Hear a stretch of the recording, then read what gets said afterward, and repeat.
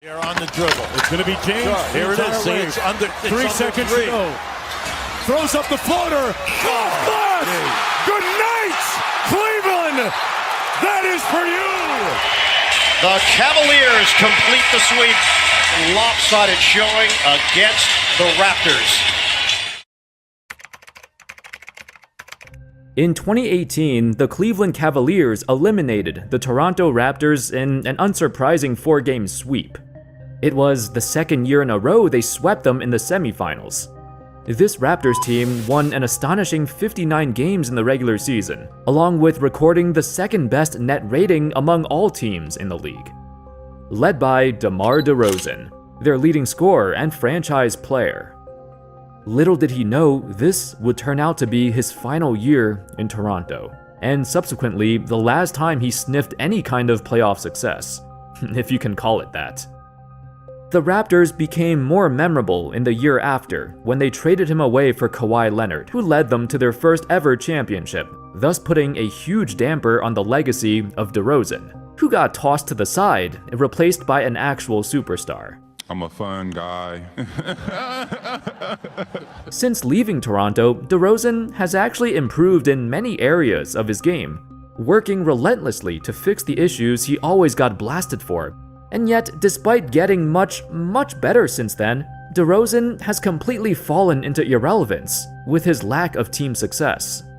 Let's take a detailed look at one of the NBA's most interesting yet polarizing stars. How's it going, folks? My name's Andy, and here's the curious case of DeMar DeRozan. But before we continue, I want to give a huge shout out to my favorite browser, Opera. Now, like many other guys who sit in front of the computer all day for work, I've dabbled in my fair share of browsers. But nothing, and I mean nothing, compares to Opera and its remarkable features designed to maximize your browsing experience. Check out their new browser AI called Aria. Aria can generate an image if you type in a simple prompt. You can also use the command line control or command +/ to open Aria without using the sidebar. And it has image recognition, where you can upload a photo and Aria will interpret it to provide you the context behind it. For example, here's a photo of LeBron crying and hugging Kevin Love. But if I upload it into Aria and ask, when did this photo take place? Aria perfectly analyzes this photo and responds, it happened right after the Cavs won the 2016 NBA championship. The best part about Aria that I absolutely love, it's completely free. All of their built-in features are just insane. A built-in ad blocker, a free built-in VPN, integrated social media apps and music. They're so much further ahead than any other browser. So what are you waiting for? Click my link in the description below to download Opera for free. Thank you to Opera for sponsoring this video. In transition for the Raptors. 3-time All-Star. Missed the lefty layup. See what to do. DeRozan crosses over on Korver and missed the point-blank jump shot. With a good secondary break. DeRozan with the Euro step left it short again. At a glance, DeRozan's combination of individual accolades and box score numbers should suggest that he's a bona fide star. In Toronto, he was a 4-time All-Star and in one season, averaged over 27 points a game. On paper, he was one of the best shooting guards of the decade, an all-around scorer who knows how to use his body to draw fouls, and with his size, speed, and athleticism that most shooting guards could only hope for. But it seemed like every year in the playoffs, with the Raptors consistently being a top 3 seed in the conference, they always underperform, with DeRozan as the catalyst. The drop in efficiency, the fewer number of drives to the basket, and the inability to playmake when the defense ramps up all contribute to his struggle to adapt in a playoff atmosphere. In 6 postseason appearances with the Toronto Raptors, DeRozan averaged an abysmal 49.7% true shooting percentage. For comparison, in that span from 2013 to 2018, the league average was 54%. So if he's your primary scorer and he can't even score at a league average level, what does he provide? Well, the answer is not much. I've heard some folks compare DeRozan to Carmelo Anthony, in the sense that if they're not contributing by scoring points, they really don't do much else to help their teams win. And that's why the term one-dimensional scorer became a mainstream critique of his playstyle. In the playoffs, DeRozan is heavily dependent on long mid-range jumpers, and when the defense packs the paint, he has nowhere to go. He has trouble driving to the basket to get easy points, because he doesn't have the handles to sufficiently break down the defense either. As someone who we'd all say is a tremendous athlete, DeRozan is surprisingly not a great finisher. He's a legit shooting guard with size and strength, yet he had several playoff runs where he only hit about 50 to 55% of his shots within the restricted area. For reference, the average shooting guard back then hit 62% from that area. You add on his other major weaknesses, like his lack of a three-point shot, and you basically realize he's a shooting guard who should belong in the 1990s. You can take one look at his shot chart and see how appalling it is. This is very reminiscent of a late 90s, early 2000s shooting guard who made a living off the mid-range. In the modern NBA offense, however, this is the worst shot chart you want to see from your leading scorer. However, things got better. The deal is final. The Spurs will send Kawhi Leonard and Danny Green to the Raptors for DeMar DeRozan, Jakob Poeltl. He told DeMar DeRozan of the trade late last night. DeRozan's not thrilled with the idea of leaving Toronto and going to San Antonio. DeRozan's trade to San Antonio got overshadowed by Kawhi's arrival to Toronto.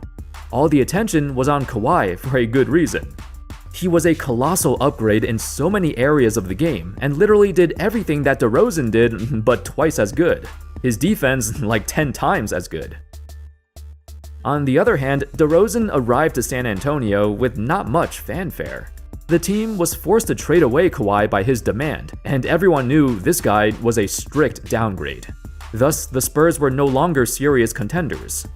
However, his quiet yet productive time in San Antonio proved to be the best situation for him to grow, without all the noise or the media examining him under a microscope. He needed this low-key environment. The first thing he did was completely remove his three-point shot, going from over 3 attempts a game to close to 0. A decision that can be credited to Popovich, who wanted him to take the shots he was best at. In fact, DeRozan credits his time in San Antonio as the turning point for his career.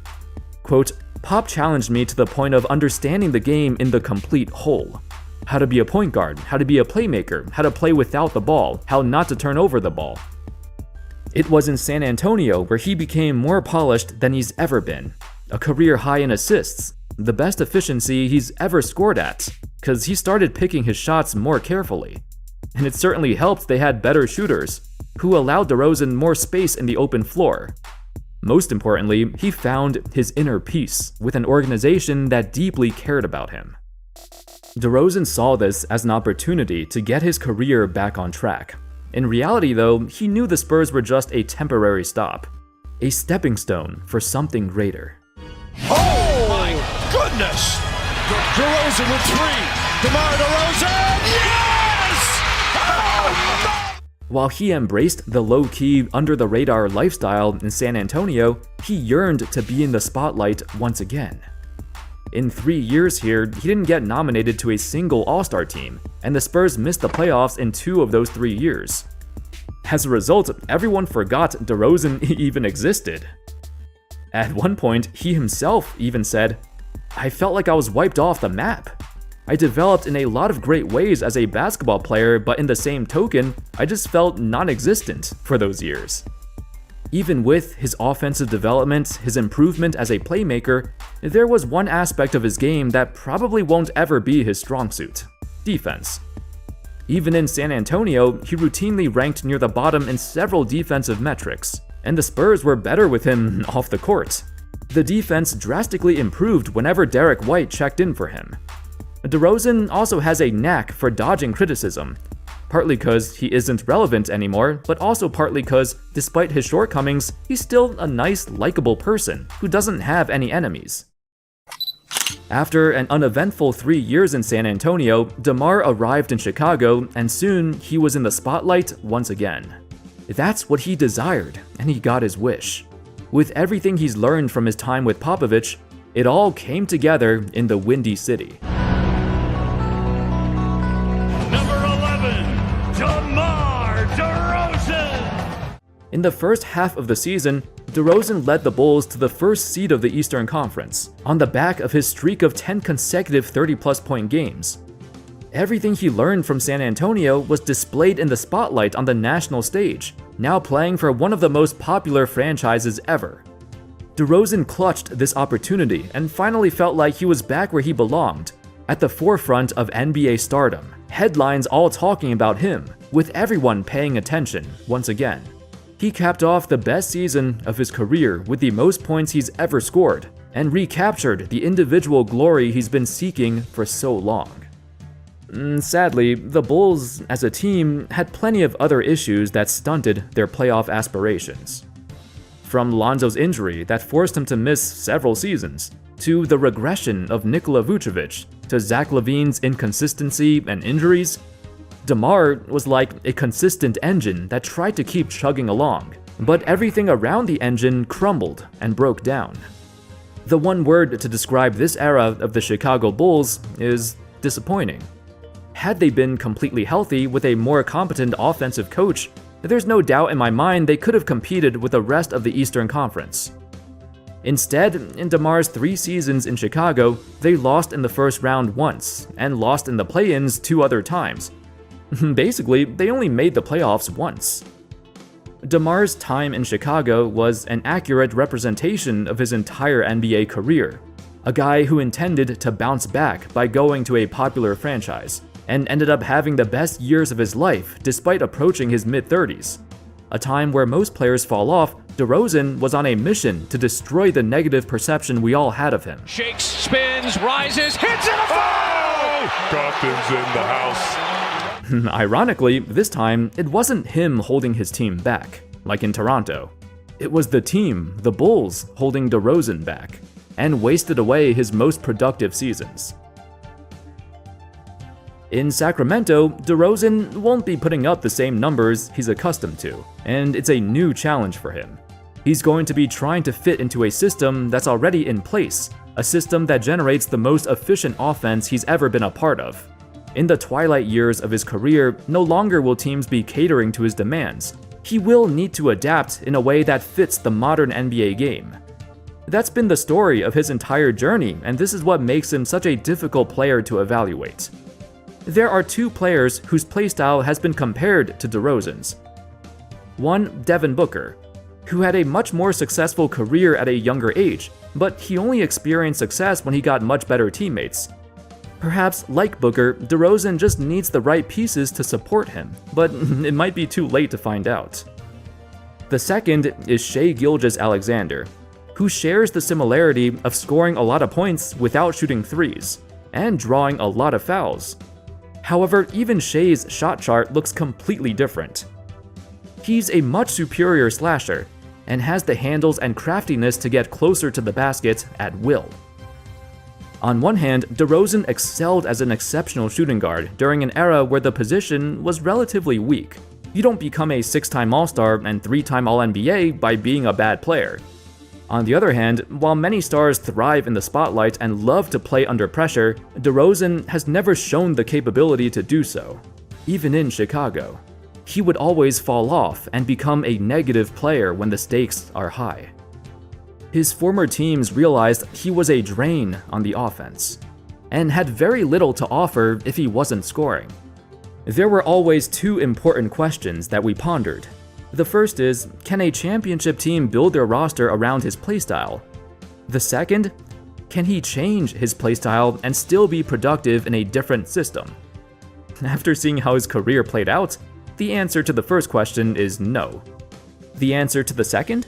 Well, we're not sure, but we're ready to find out. Thank you all so much for watching. I hope y'all enjoyed the video. What are your thoughts on the career of DeMar DeRozan? Let me know in the comments. Do you think he's a Hall of Famer? Probably not, but if he captures a couple more accolades, he's kind of on that border. Anyway, I hope y'all enjoyed the video, and of course, as always, I'll see you next time. Peace.